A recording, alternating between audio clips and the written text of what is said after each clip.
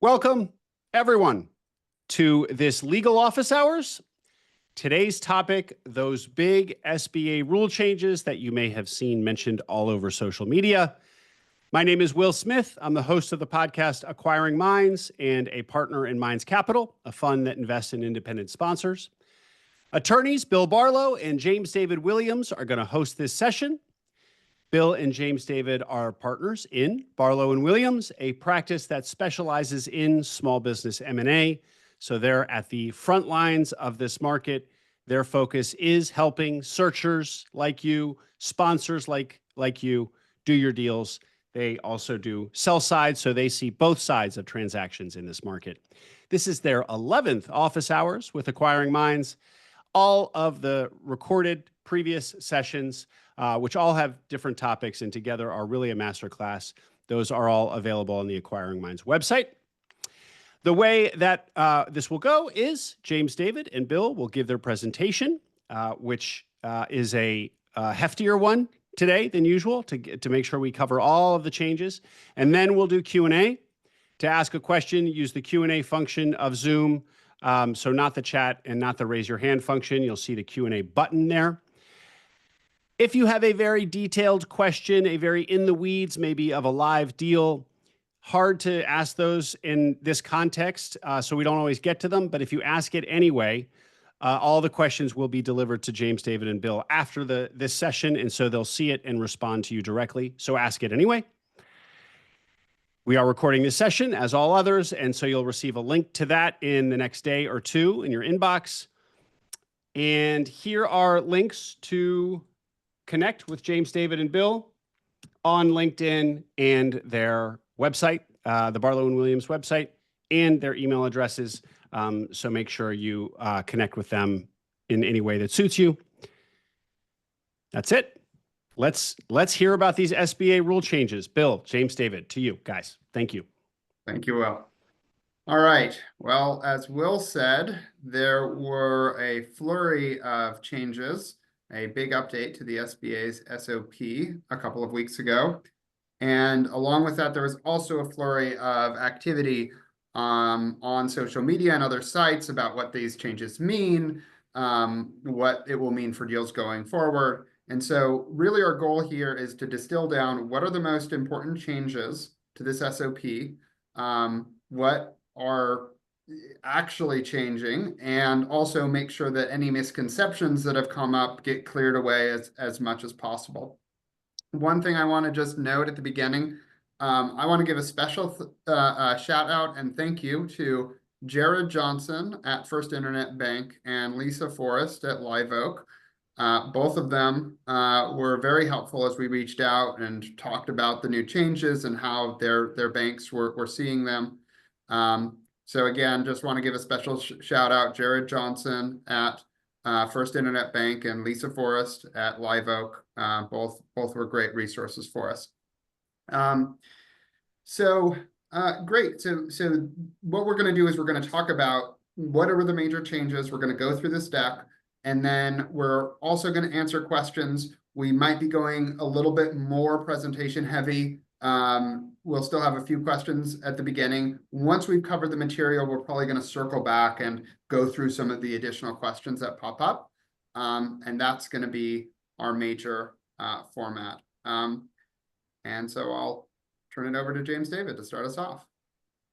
Yeah, so a little bit more about us. We are M&A attorneys. When you work with us, you work with us. We don't have associates. And we use flat fees for all of our engagements, and we use milestone-based payments. So we are a little bit different than a lot of other firms. So the big changes, and these are sort of in order of magnitude, and at least in terms of what we're seeing in effect early. All right, so there are changes to partial buyouts, multiple changes to partial buyouts. There are changes to what treatment of seller notes relative to equity injections. And then there were some changes to citizenship requirements, which those actually came in a couple of months ago, but we're going to talk about them too. So talk about the partial buyouts. So first headline, multi-step partial buyouts are no longer eligible.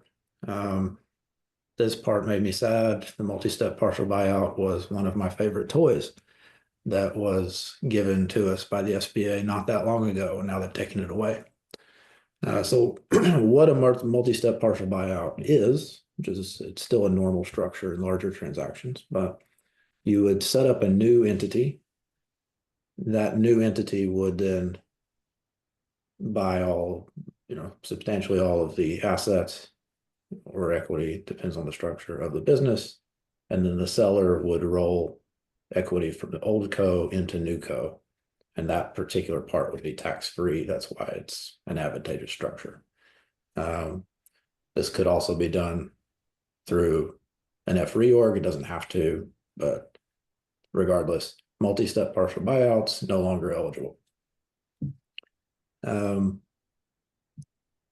buyouts are still eligible. Right? You can buy a partial buyout. I have a transaction, for example, right now. It's going to be in before the deadline hits, but our client is buying 85% of a business, right?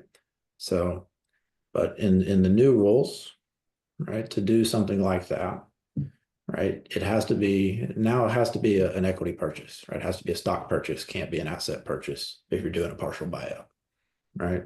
So if there is going to be a seller role of any kind, right, that you are now going to be much more limited in your structuring options, right? That's probably the biggest headline of this partial buyout piece, right? It is going to have to be a stock purchase to facilitate a seller role. We expect this to be especially relevant in the trades and in other kind of businesses that have licenses that would otherwise, maybe you could do it through an F reorg before and structure it, but if you're using SBA, right, you're kind of locked into one particular structure now as a result of these changes if you're in a partial buyout. And in addition to this, and making it even probably less favorable, is that if there is a partial buyout, that means the seller is going to roll some equity or maintain equity. And if that happens, then that seller will have to guarantee the loan, the SBA loan, for at least 2 years. We'll have to, and guarantee the full amount of the SBA loan for at least 2 years. This gets a little bit wonky if there are multiple owners of the business, right? Say there are 3 owners of the business and you're only buying out one of the 3. So long as the ownership percentage for the other 2 stays the same, then they would not have to guarantee the loan.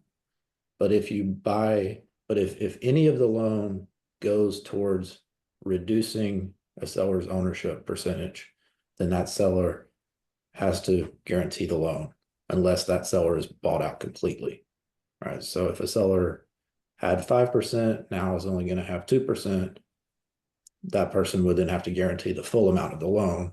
So we don't expect transactions like that to happen anymore, right? We expect you either be buying someone out completely, or there would need to be a reason for a seller to roll equity. And that's why we think it's going to be most relevant in the trades. So the next biggest change that comes in comes from the counting of the seller note towards the equity injection. So basically, let's say that you're going to buy out a company for $1 million. You have to have $100,000 as an equity injection. So that is traditionally $100,000 in cash that you personally or your investors put into the transaction. Now, there were rules that basically said a seller note could count for that equity. So in theory, you could have $900,000 in SBA loan, and then you have $100,000 at the seller note of a seller note, and you're not putting in any cash into the deal, but you're acquiring the entire business. Now, you have still a personal guarantee, that type of stuff, but that was obviously very attractive for leveraging up the deals. Now, under the new rules, they say that seller note can only count towards equity if it's on full standby. for the life of the loan. So full standby means that you can't pay interest or principal. You can accrue interest. So interest is accruing during this time, but you can't pay interest or principal. And 10 years is a really long time to go without any payments of interest or principal. So we think, whereas before sellers might have been, okay with the idea of being on standby for a couple of years and then eventually getting paid out, now we think sellers are going to be much less willing to give a seller note that counts towards the equity. The other change is that the seller note can only count towards 50% of the required equity injection. So in that previous example where you have, $100,000 that you're required to inject, now only $50,000 of that could come in the form of a full standby seller note. The remaining 50% has to be some sort of equity. That can be your cash, that could be other investors' cash, but it has to be some sort of equity. So those are the main changes. A couple things to note here. So if your seller note is not required for the equity check, it's not affected by these updates. So this isn't saying if you have a seller note, you have to put it on standby for 10 years, right? If the seller note is not counting towards the equity, you can continue and still operate as normal, but it's only if you're using it for the equity piece. And so the overall, what this means is that buyers will be having to put more equity into deals, especially compared to what they were able to do over the last couple of years. And so that might limit the buyer pool a little bit, but a lot of lenders, frankly, like to see buyers putting in equity into these deals. So we think that for the buyers that remain, you're going to have serious buyers that are willing to put in their own cash into the deals. And I'll just add, you can still have kind of contingent seller notes or forgivable seller notes, depending on the terminology, right? Those are still fair game. So some people have wondered about that. Okay, so we'll talk about some of the citizenship and equity investor requirements now. So as the text says, right, the 20% ownership threshold remains, right? So that carries forward. So investors not required to give a personal guarantee if they stay below 20% ownership and things are structured correctly. There's still a little bit of processing that's going on in some of the nuances of this, particularly in the event of partial changes of ownership. Smart people are reading it two different ways. So a little bit of clarity is still being brought into the system. But we expect that that's what it's going to end up being. It will be a little bit, you won't see people investing directly onto the cap table. I think you will continue to be able to, as an investor, take a minority investment in an SPV that then does the acquisition. And as long as you as the investor are under 20% ownership of the total entity, I fully expect that it will not require a personal guarantee. But again, that is something in certain circumstances that is still being sorted through because some of the language is a little ambiguous. The other change, and this was a change that went into effect, I don't know, March or April, but to be eligible for an SBA loan, now all equity holders must be either citizens or lawful permanent residents, meaning green card holders. And this includes, the way we read it, this would include tracing back. So like if you had an LLC that had multiple members that invests in your SPV that then does the acquisition, right, the way we read it, the lender will be required to certify that every beneficial owner, so tracing it all the way back to, through whatever vehicles people invest in, like every individual person has to be a US citizen or green card holder. I know there's been a little bit of confusion around that too. You do not have to be And this would also implicate if there were a business that was owned by, say, a US citizen and a Canadian, and those two were selling the business, right? In order to be eligible for the SBA loan, the Canadian owner would have to sell all of his or her stake under these new rules. Just for example, right? It affects if there were multiple owners. Previously, you can't have any foreign ownership post-closing. By the way, if you're a dual citizen, that's fine. If you're like US and Canadian citizen, that counts, but not if you're just Canadian, is kind of the idea. And there's also a number of different changes. If you are a glutton for punishment, you can go onto the SBA website and download the full rules. It's 450 pages of government goodness. So there's quite a few other changes that come in, and we'll just kind of go through some of the highlights of ones that are going to be relevant for searchers. So one, probably the most important of the other changes is that they have clarified that sellers cannot be employees post-closing unless they retain equity.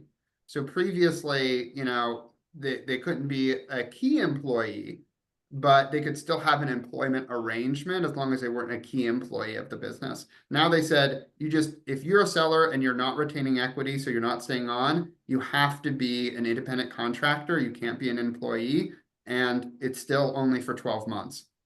That's particularly important for sellers who might want to stay on the health insurance plan or other benefits that you might have, because typically those plans do not allow you to include independent contractors. So they'll have to kind of figure that out. So this is an important structural thing for people to know about. One of the good news, maybe the only good news, but one of the good news is that lease requirements have been relaxed. So it used to be the case that you had to get the landlord to approve leases that were for the term of the loan, and there were other requirements for it. Those have been relaxed, and now they only apply to loans where there's a lot of value in the leasehold, like fixtures to the property, that sort of stuff. And so that's going to make it easier. It's less likely that landlords will hold up transactions. Something called the franchise registry has returned. So before, I think 2023, if you wanted to buy a franchise using an SBA loan, you had to go and look at this registry of franchises, where basically the SBA would look at the franchise agreement and say, hey, is this agreement, does it give enough control to the person that owns the franchise that they can actually operate the business, so they're not just under the thumb of the parent? And the answer, and so that used to be the case, so you have to kind of look at the list.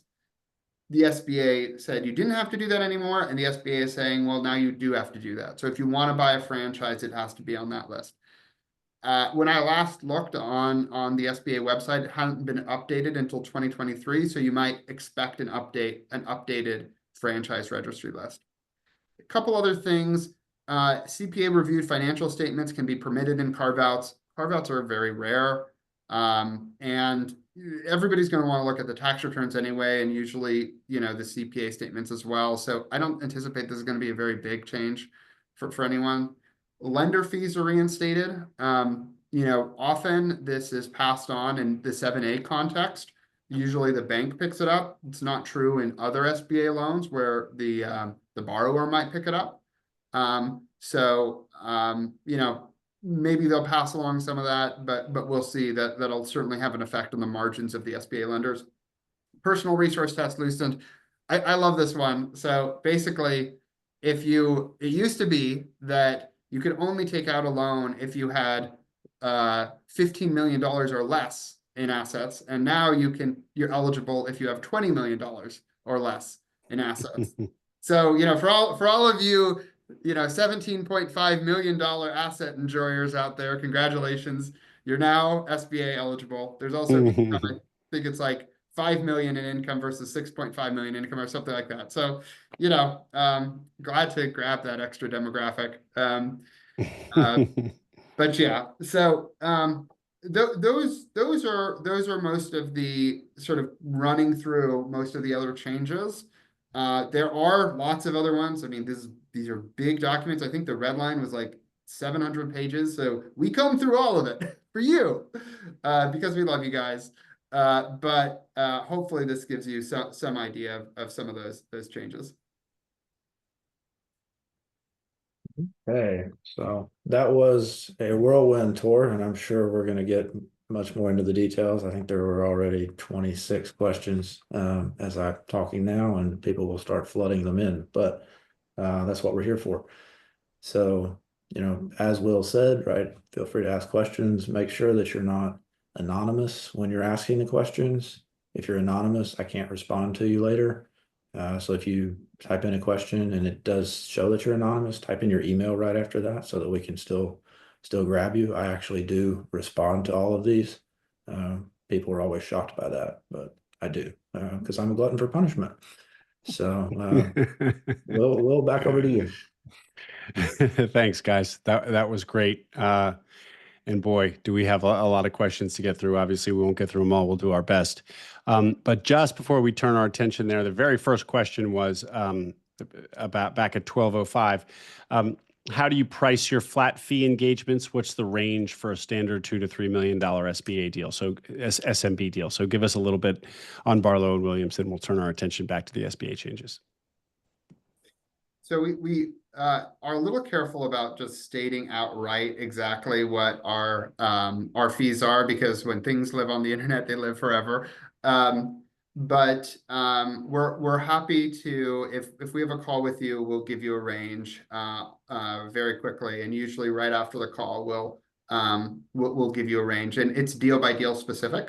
So we go in and we talk about this transaction, other transactions. And sometimes we want to be a little bit flexible because sometimes you get into odd situations. And so that's why sometimes we're a little reticent to give the range. Yeah. But how it works in terms of milestone payments is we do it typically 10% upfront. Usually we get engaged when the LOI is being finalized and we do the initial legal due diligence. Make sure that there's no, red flags, things that might kill the deal. And then we typically wait until after the quality of earnings is done and you've done your financial diligence, because you don't want to spend legal fees until that point. Once quality earnings is done and any retrades that have to happen have happened, then we jump into drafting the documents. Then we take 40% of the remaining fee, which is, or 40% of the total fee, I should say. And then the final amount comes at closing. And we find, and by the way, if you don't get to the next milestone, you don't pay for any of the milestones you don't hit. So, if you don't go to closing, you're not out that final 50% of the fee. And we find that works pretty well for our searchers and also for our independent sponsor clients. Basically everybody we like kind of going along that route. And the sorts of things that impact the fee, right? It's the size, but it's really the complexity of the transaction, right? So if you have equity investors that we're going to have to negotiate with, right, there's more involvement there. If there's a seller role, there's more stuff to be negotiated there, right? So it kind of works on a scorecard internally. But again, I don't want to give specific numbers because those can change. Yeah. Great. Super. Thank you for that, guys. Okay. So we're going to go back to the top of the list. So this is kind of in order of your topics. Just to be clear, we can still have seller notes without all these new restrictions that are not part of equity. So, yeah. So I can set up a seller note separately, but it's not counting. I'm not trying to have it be my equity injection.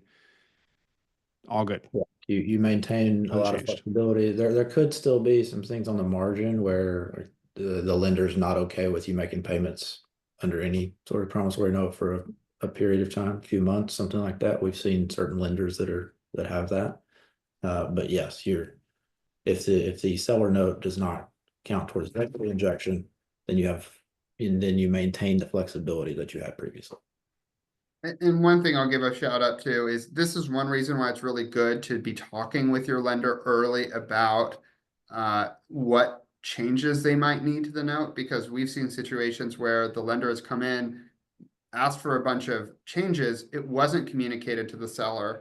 And then the seller was surprised as all of a sudden, it wasn't communicated to us either. And then the seller was surprised when all of a sudden there was a lot of changes, close to closing, and it, can create real problems, can sometimes kill deals. So just make sure you're talking with your lender, because just because it's allowed under the SBA doesn't always mean that your lender is going to allow it. So just keep that in mind.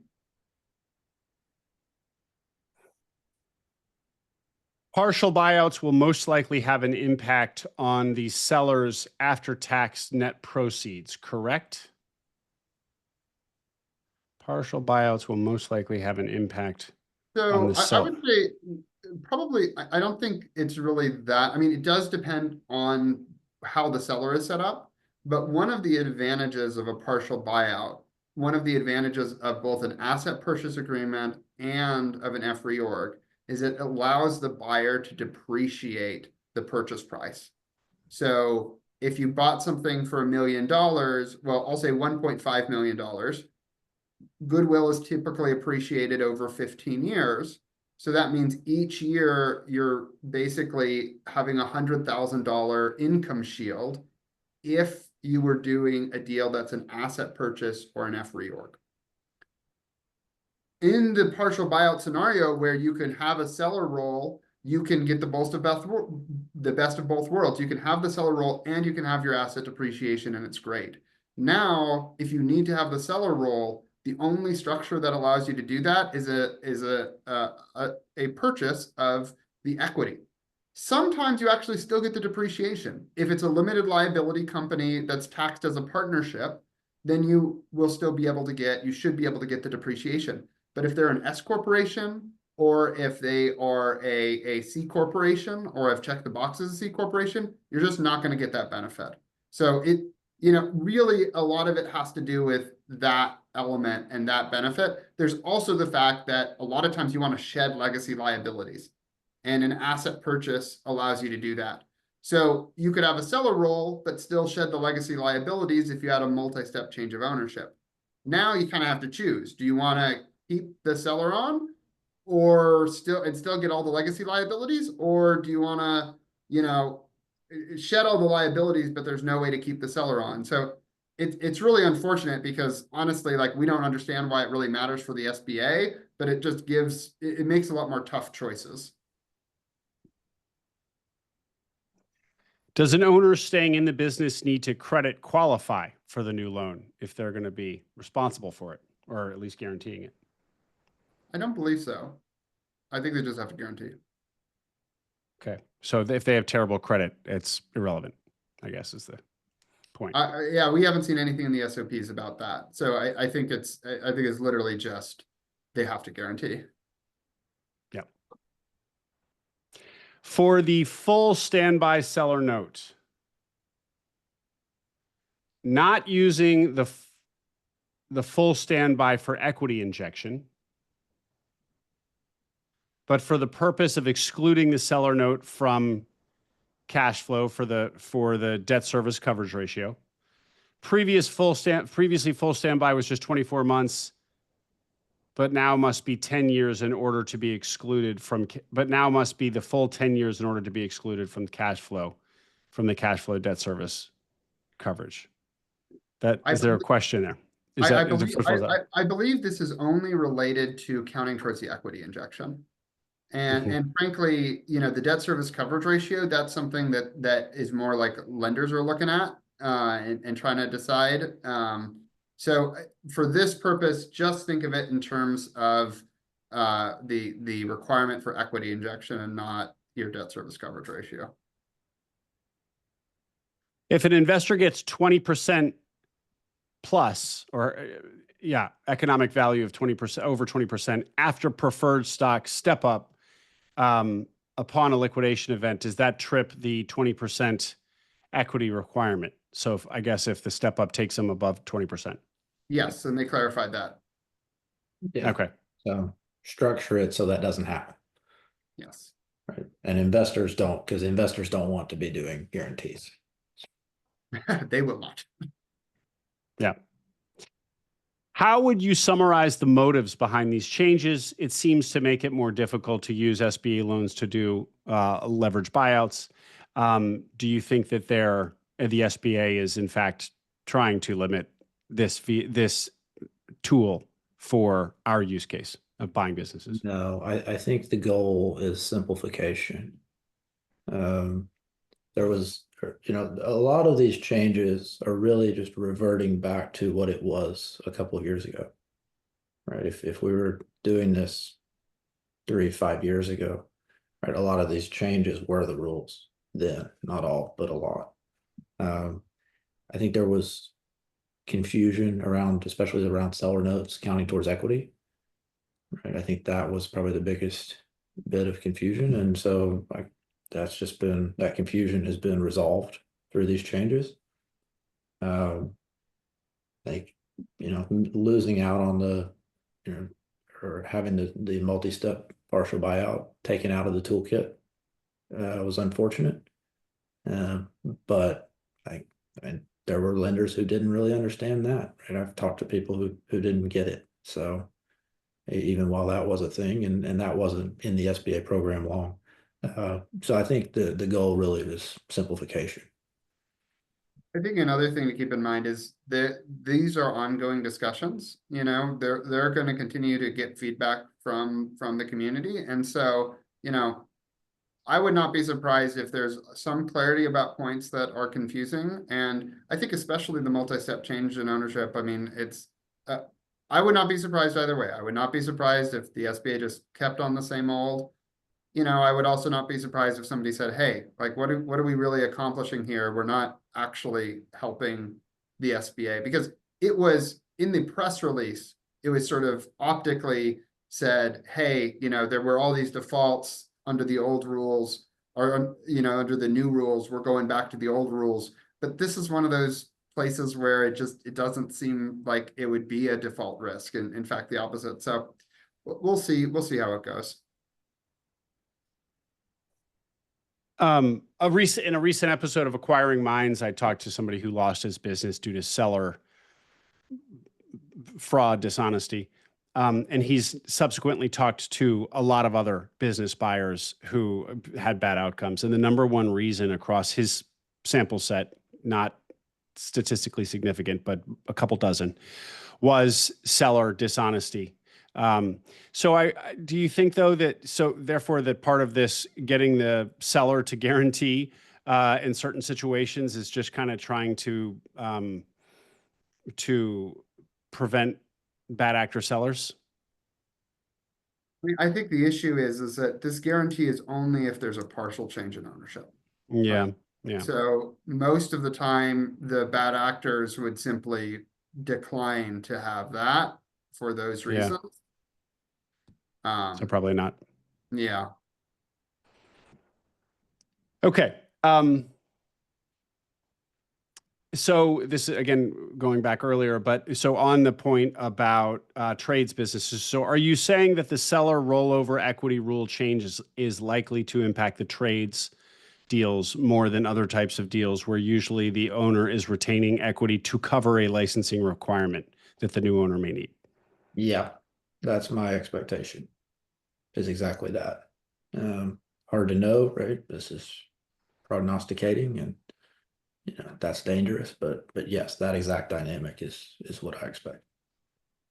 I think we expect generally that sellers will be very reticent to have a personal guarantee, even if it's for 2 years. And so the situations where they would do it would be situations where they really don't have another choice. And if you have a non-transferable license, your only other choice is to sell to somebody that already owns the license. And now you've just shrunk the pool a lot. So that's where we expect them to be like, well, do I want to take a huge haircut, or do I want to, accept this personal guarantee for 2 years? Some of them will probably end up saying, okay, fine.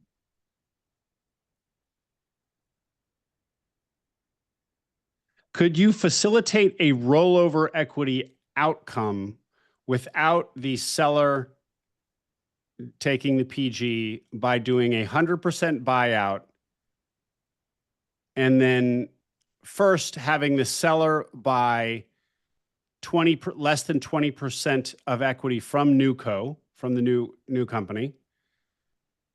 I think I know where this one is going. The answer is going to be no.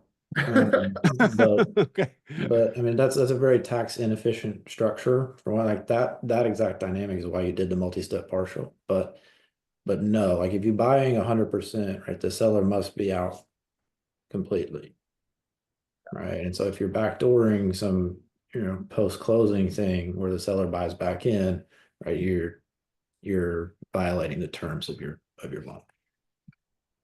It's basically asking if I don't tell the lender a bunch of things that would breach the agreement, can I get away with it? And it's like, well, going to be breaching, and we're not going to advise you to do that and, basically commit fraud on your loan documents.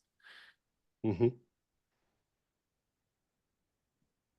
Someone's asking, Tanya's asking, please speak to the quote unquote credit elsewhere test.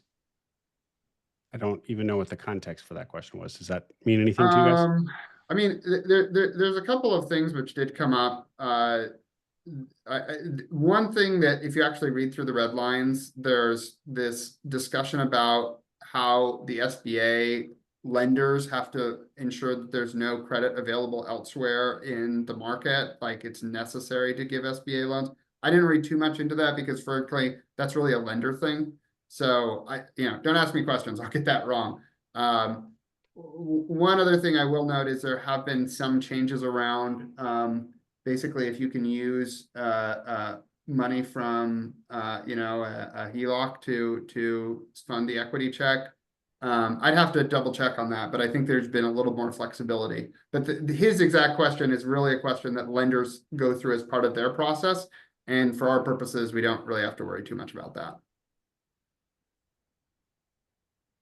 If you would restate, are sellers allowed to be independent contractors for over a year without holding equity? No. For 1 year. They have to be contractors and they have to be out within 12 months. If they're not rolling equity. Yeah. So if there are two sellers, and one wants to sell, then retire, but the other would like to sell and then remain in the business, the only way they could do that is if they retained some equity in the business, which would also mean that they would have to PG the loan for the first 2 years. Only under that scenario, the seller who sells his entire stake does not have to guarantee. The seller who stays does. Unless the seller who stays actually doesn't sell any of their ownership. But if they're selling any of their ownership or buying more of the ownership from the selling partner, either way, they're going to be the PG. Can you dive a little deeper into the lease requirements? This is going back a few slides. Most businesses are leasing with a triple net. Can you provide the previous example in a little more detail? Sorry, I don't recall what that refers to. Do you guys? Yeah, so basically it has been the case that you need to have, it's not really about the triple net part of it. That's kind of terms. What it really refers to is the term of the loan. So it used to be the case that the buyer had to have a lease for the term of the SBA loan, either a 10-year lease or more commonly, they might have a 1-year lease with 9 1-year extension periods to go all the way out to 10 years.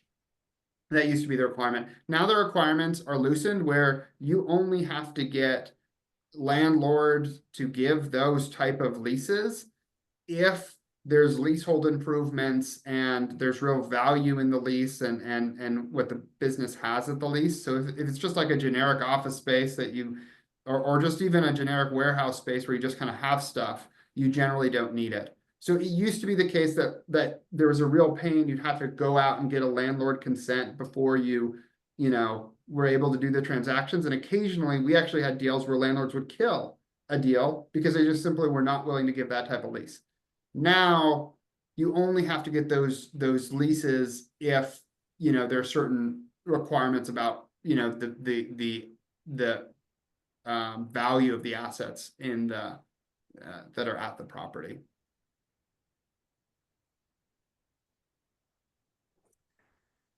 Going back to sellers as independent contractors, the 12-month requirement, no more than 12 months.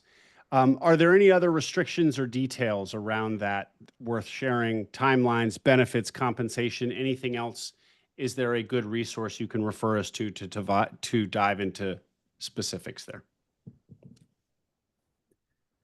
So I will say what you will typically want to do is you will want to talk to the administrator of the benefits plan, especially if you have healthcare. They will help guide you on what you can and cannot do. Sometimes you can get COBRA. So basically they leave their employment. And the other thing is, if you are doing an asset purchase agreement, not a stock purchase, but an asset purchase agreement, then the seller can often still remain an employee of the old company and therefore still get benefits under the old company and all that other, you know, good stuff. So I don't have offhand like you know, a website I can point you to, but those are those are some of the considerations that you would think about. And talk to the plan administrator, and they will be able to help guide you through the process. Jordan says, so just to clarify, the seller can't be an employee unless they retain some equity, but if they retain any equity, they need to personally guarantee the loan. Correct. Yes, and you're forced into a stock purchase instead of an asset purchase. This 2-year guarantee, guys. So if you're the seller or you're a buyer trying to explain to the seller the implications of that, does that basically mean, like, what happens at month 25? They're no longer responsible for the loan. So is it almost like they need to do the math of like, what is the sum total of the first 24 months of payments? That's my, because if buyer stops paying them, then I need to pay them. And beyond that, the guarantee is for the full value of the loan. right. Right. So if the loan defaults, in theory, you're on the hook for the full amount. Right. But it's only for that 2-year period. So, I mean, you maybe worry about the cash flow, right? You only care about the cash flow for that period if you're the seller. Right. That's what I mean. But in theory, right, you could still be on the hook for the full loan amount if the buyer doesn't, right? If the buyer defaults. Yeah. Right. If you have some nightmare scenario where the buyer will not take your money to pay the loan, then, you know, that could be a problem. I'll just say, by the way, that this is something that truly is new. This isn't a reversion to old stuff. So the banks and lenders are still figuring out exactly how this 2-year personal guarantee stuff is supposed to work. Okay. But just if you're the seller, it's like, okay, as long as I can pay the first 24 months, if my buyer, meaning all of us, craps out, I can service the SBA loan as long as I can service it out of my own pocket for 24 months. Then I'll be okay. Which is roughly a fifth of the value of the loan, of the acquisition price. As long as there's no default, and as long as you can make sure there's no default, however you arrange that, like then after the 24 months, you should be released from any guarantees. So in some sense, the seller's exposure here is really roughly a fifth the value of the SBA loan. Even for the, no, because no? Yeah, I mean, you can do the probabilities how you want, but I mean, you're exposed to the full amount, but it's time capped. Right. Right. So, I mean, the seller could, in theory, pay, I guess, right, for that period of time. And that's what I'm suggesting. Yeah. But yeah, if there is something nefarious or it just falls apart, then the seller is on the hook for the full loan amount. And you know, one thing to keep in mind is, you know, in a scenario where there's really bad blood between the buyer and the seller, right? You can imagine a situation where the buyer stops being cooperative towards the seller and basically says, I'm just gonna, you sold me this terrible business. I'm gonna go into bankruptcy instead of just, instead of allowing you to pay for the loan for a year and then, getting you out, I'm just gonna take you down with me because, I hold you responsible. You know what I mean? Yeah. Yeah. Yeah. Like it's not like the seller can forcibly log in with the buyer's password and pay the Yeah. loan payment. So Yeah. Well, so in some ways, this gives us as buyers more power, but it's going to be harder to get that these deals done. So, Yeah, but once the deal is done, it's a little bit more power, if you will, or more leverage in the relationship. yes, but it's going to be hard to get sellers to agree to it. And this could be a point of differentiation between different buyers as to, the terms of your offer being more or less competitive. Mhm. and I think it used to be the case that sellers really did find attractive. Oh, I'll keep, second bite of the apple, keep some of the upside. I like what you're doing. I think now sellers will really be looking much more carefully at that. Yeah.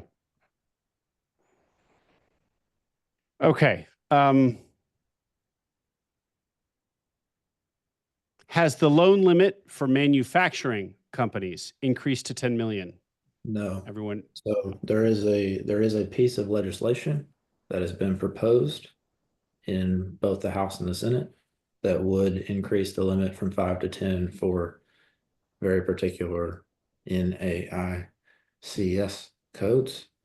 But that is only proposed legislation at this point. So the SBA administrator had a press release supportive of that legislation, but the legislative process, there is no such thing as a sure thing in that world. So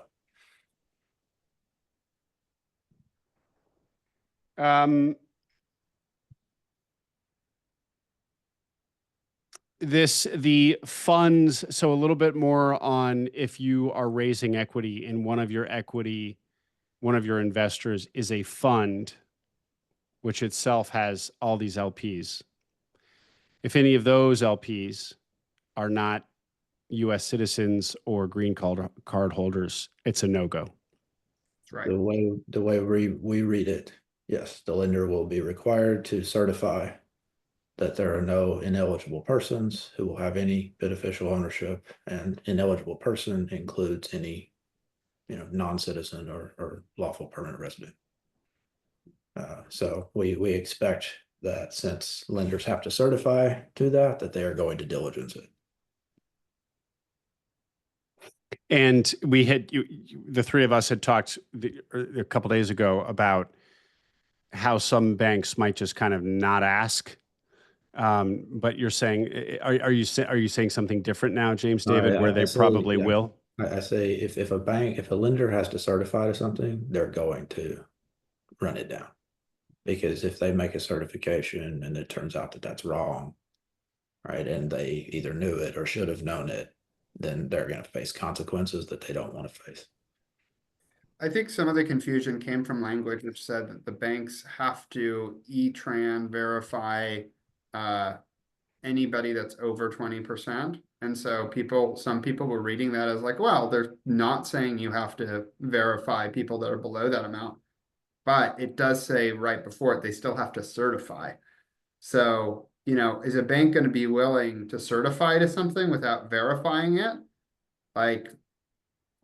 Knowing how banks operate, I think it's unlikely that they'd be willing to take that risk. Well, just to give the audience a real world example of the implications here. So Mines Capital, we looked at an SBA deal this week, and this point came up. Well, in Mines Capital, we have like 50 plus LPs, a few of whom are not green card holders, are not U.S. citizens, and it meant we simply could not participate in this SBA deal. So it means that Mines Capital can no longer invest in any SBA deals. which is a pretty big deal. Now we kind of oriented ourselves away from that anyway, but the fact that there's a hard red line here that prevents us from doing it is kind of a big deal, and I'm sure we're not the only ones. Yeah. Do you guys work with clients or buyers in the great state of California? Asks Kristen. Yes, sometimes we charge a premium because of the extra headache. That's Is not that lawyer humor, or is that for no, real? that's not a joke actually, because there are additional things sometimes in California, and certain cities in California there are even additional requirements above that, but things in California can get a little bit tricky. But yes, we represent people in transactions in California, And we get local really- counsel to deal with issues that are California specific and that type of stuff, which is one reason we have to charge a premium. James David, we are at 103 questions. What are you doing this weekend? I think you just well, answered his I, question. Yeah, so I'm going to be answering questions. That's fine. What structures can we use to give performance-based payments to sellers? I've heard of forgivable seller notes or consulting payments based on performance, typically being measured as pure revenue. Yeah, so two different things. So the consulting agreement, assuming it's a total buyout, right? That's a 12-month limit on that, right? So there's certain limitations as to the timing. The tax treatment is also different there, right? It's ordinary income for the seller and immediately expensed for the buyer. So that sort of thing, a little buyer friendly, but you are time limited. The contingent seller note, forgivable seller note, however you want to call it, right? That's still in play. That has its own tax ramifications potentially as to whether, if it is forgiven, whether that is income to the buyer, right? So, and people take different positions on that. I'm not going to take one here, but that can go for a longer period of time built into a seller note, right? Because the seller note, especially one that's not counting towards the equity injection, right? It can go for 5 years, right? It could go for longer. So you have more flexibility there. So you can still build in contingencies around that. It doesn't, it's not a perfect solution because it doesn't solve a liquidity crisis, but it is still a tool that's available.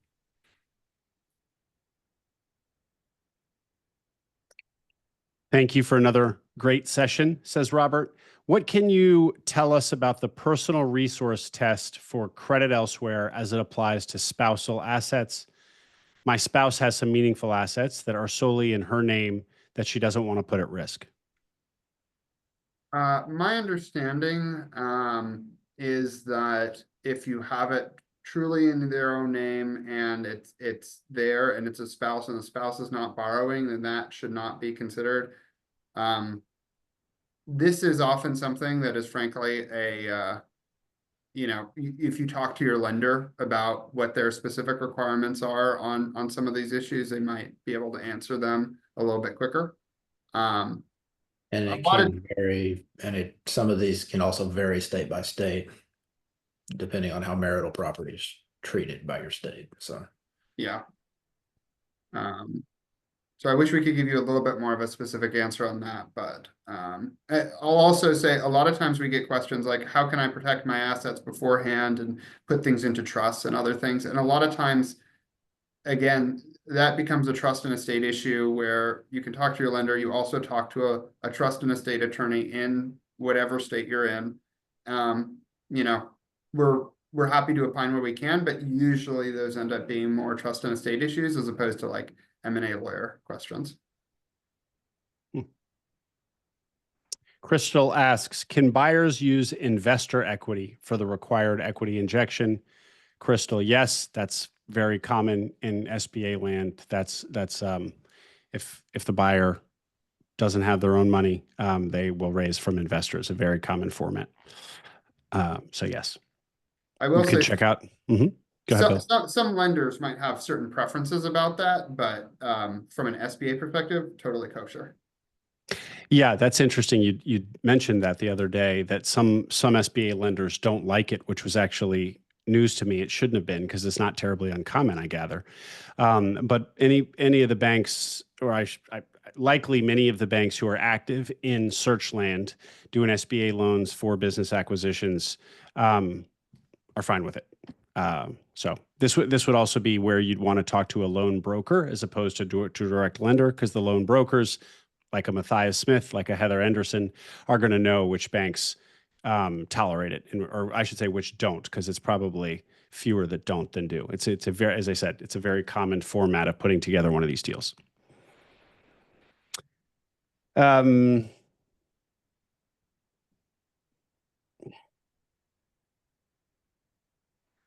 some of these we're starting now to get, Abid says, "This is amazing. Thank you for the huge value add to the community." I'm going to start now reading the compliments you get, not just the question. Okay. Thank you. Okay, no, so a lot of folks are kind of just repeating back and making sure they got it. We've covered a lot of these. This mean they can't. Okay, how about this one? Priya asks, could you expand on the implication of sellers not being able to stay on as employees post-sale? Does that mean that you can't keep the management team after a buyout if the management team had equity in original co? And if so, are there any workarounds for this? Yeah. So what if one of the managers has 5% of the business? Then either you're going to need to buy them, do a stock purchase, buy out, not change their ownership, so they don't have to give a personal guarantee, and then keep them on. If you're buying them out 100%, they gotta go. So it's tough. Do you guys see that much in search deals, that managers at the acquired business have little pieces or not so little pieces of equity? How common is that? A lot of times it's phantom equity, which what doesn't count. And so, if it is phantom equity, they basically just have a handshake agreement like, hey, I'm going to take care of you this amount. It's not the best tax treatment for the employee, frankly, but that will often just get around that issue. We find that a little bit more common than actually placing them on the cap table. Although I have at least one transaction that I'm negotiating right now where there are two minority owners who are going to continue in the business because they're the management team. So it does happen. And so, can you say, James David, how you're going to approach that? So that transaction is structured as an equity purchase. Happens to be, so it's a partial buyout. We're actually going to get it done hopefully get it done before the new rule changes. But it would still work under the new rules. It would just be because it's an equity purchase. It's actually taxed as a partnership, so we're still going to get the tax benefits. But so that one would work under the new rules. I've had multiple transactions that are having to be either scuttled completely or restructured as a result of the changes, though. So there's one other question I saw in comments, which I thought was an interesting one, which was, if you buy out, do a partial change in ownership, and let's say they retain 5%, and then you buy out that 5%, does that release them from the personal guarantee? And the answer is no. Those are separate things. So even if you bought them out after a year, and they're no longer on the cap table, they're still on that personal guarantee for that full 2 years. Do you guys help investors who are not U.S. citizens with M&A deals that are not SBA deals? Yes. Gladly. Thank you for this opportunity. Mariano says, I'm looking to acquire a clinic and I'm not a physician. I need the owner, who is the doctor, to stay on for 12 months until I find a new doctor. So he can no longer be an employee, i.e. does he need to be a contractor? So I guess what are the are there implications for businesses where there's like this? I guess it's similar like to a licensing question, It right? is, and medical practices are one of those that get very specific state by state and variations, but Mm.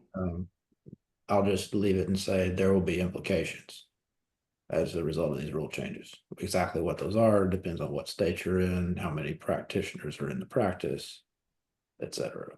But there will be an effect.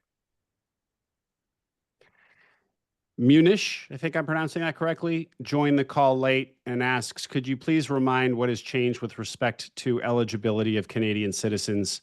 Are Canadians completely shut out? If you're a dual Yes. citizen, then it's okay. Otherwise, no, yeah, you're out. Yeah.